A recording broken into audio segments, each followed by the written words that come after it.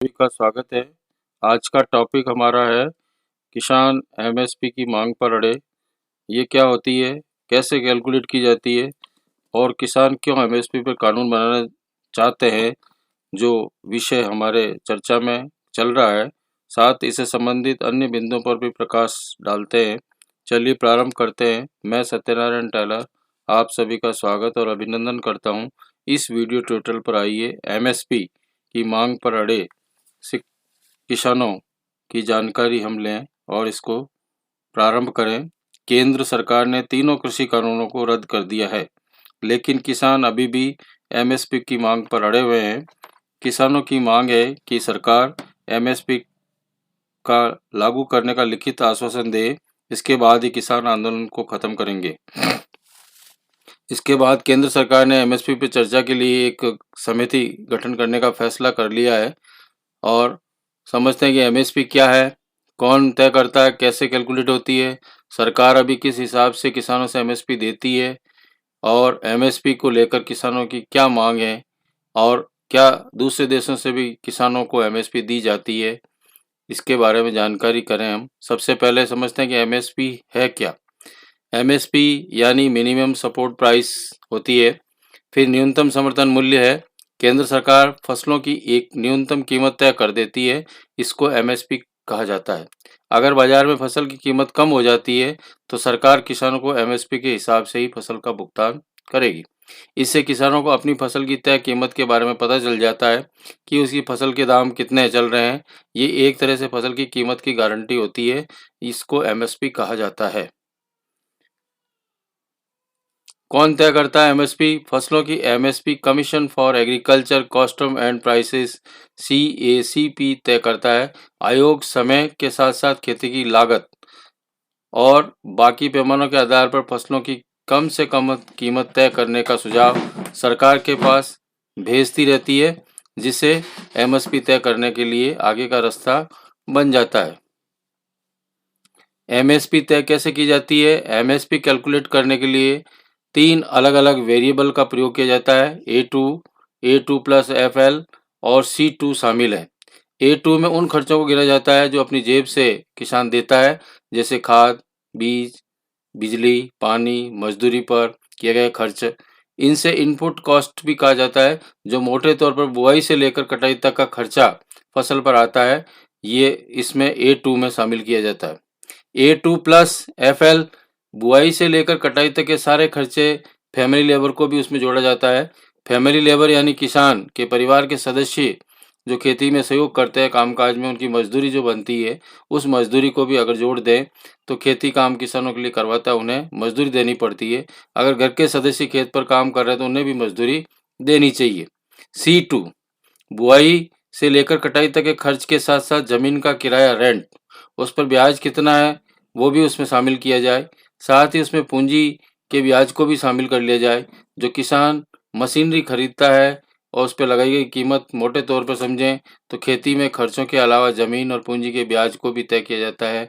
ये तीन चीज़ों को शामिल करके एमएसपी पर निर्धारण किया जाता है। एमएसपी पर असली पेच क्या है किसानों के प्रति, वो जानकारी एमएसपी पर फिलहाल कोई कानून नहीं है। ये बस एक पॉलिसी के तहत दी जाती है सरकार के द्वारा, यानी सरकार एमएसपी के देने के तो कानून बाध्य नहीं है। किसानों को ये डर है कि इसी वजह से सरकार एमएसपी को खत्म कर सकती है।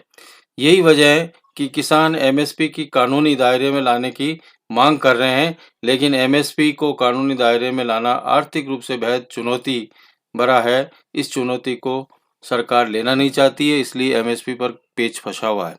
किसानों को किन फसलों पर मिलती है एमएसपी?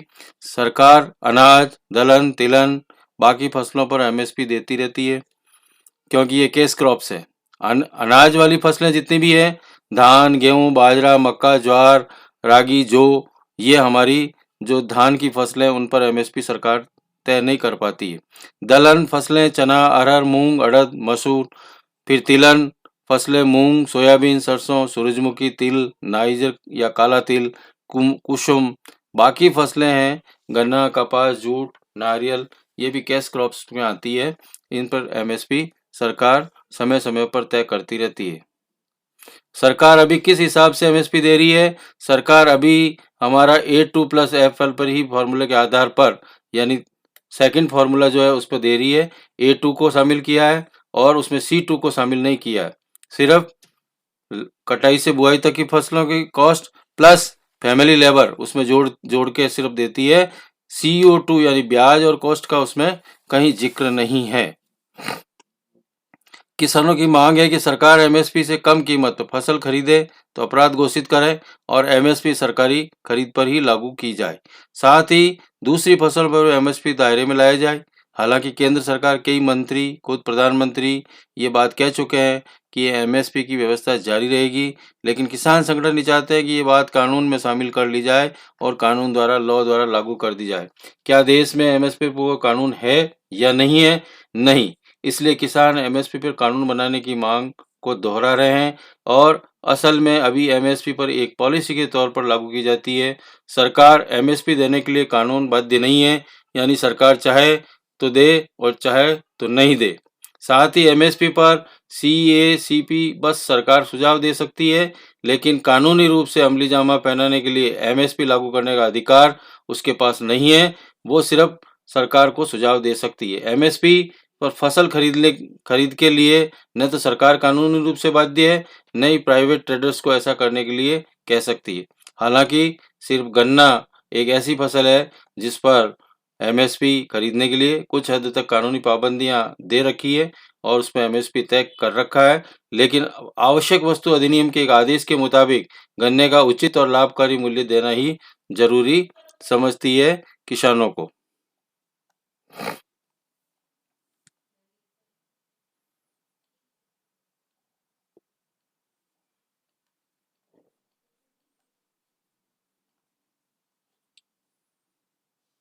गन्ना व्यवसाय की फसलें जितनी भी है उन पर सरकार एमएसपी दे रही है, लेकिन वो भी कानून लाकर।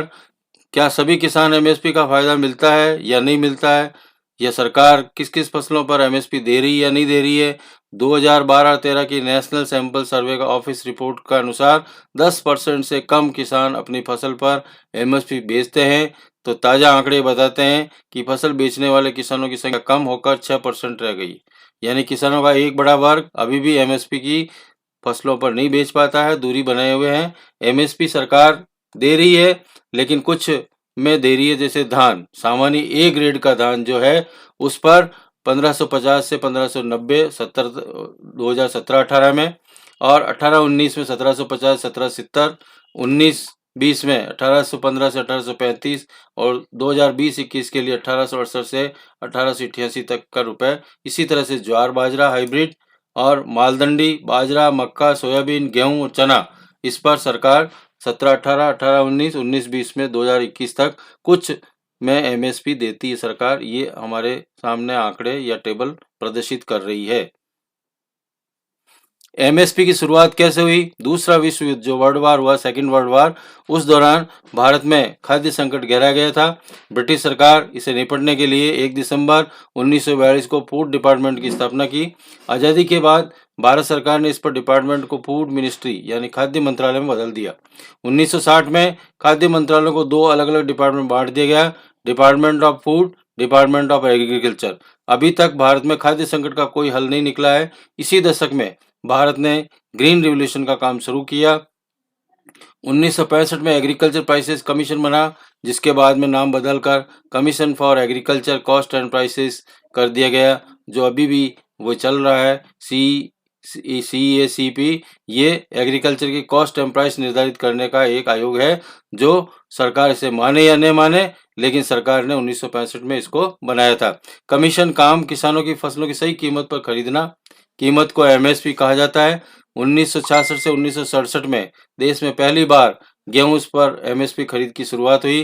धीरे धीरे एमएसपी को बाकी राज्यों में भी लागू कर दिए गए। दुनिया भर के देश किस तरह से अपने किसानों को वित्तीय मदद करते हैं वो भी हम जानकारी लें, तो यूरोपियन यूनियन और अमेरिका 2 कंट्रीज के बारे में बताया गया है। यूरोपीय यूनियन के सभी सदस्य देशों के लिए एक कॉमन फॉर एग्रीकल्चर पॉलिसी होती है। इस पॉलिसी के तहत किसानों को सब्सिडी देने की व्यवस्था है। यूरोपियन यूनियन ने किसानों को सब्सिडी देने का मुख्य उद्देश्य छोटे किसानों को आर्थिक मदद की जाए, और 2019 में यूरोपियन यूनियन के 103 बिलियन यूरो के कुल बजट का 57 बिलियन यूरो सीएपी के लिए आवंटित किया गया था। यानी 57 बिलियन यूरो सीपीए के लिए आवंटित एमएसपी के तहत किया गया था। इसी तरह से अमेरिका 1930 के दशक में भयानक ग्रेट डिप्रेशन मंदी आई थी और उस मंदी के दौरान किसानों की आर्थिक सहायता के लिए अमेरिका में फार्म्स बिल पेश किया गया और किसानों को आर्थिक सहायता के लिए फसल बीमा योजना का प्रावधान किया गया। फसल बीमे के लिए कुल खर्च का 70% सरकार देती है, बची राशि किसानों को देनी होती है। 2020 में अमेरिका ने किसानों को $46 बिलियन की सब्सिडी प्रदान की गई थी। चीन में किसानों को वित्तीय मदद के लिए अलग अलग योजनाएं हैं। 2006 में चीन ने कृषि पर लगने वाले लगभग हर तरह के टैक्स को खत्म कर दिया। साथ ही भारत की तरह चीन अपने किसानों को एमएसपी देता है। Thank you so much for this video.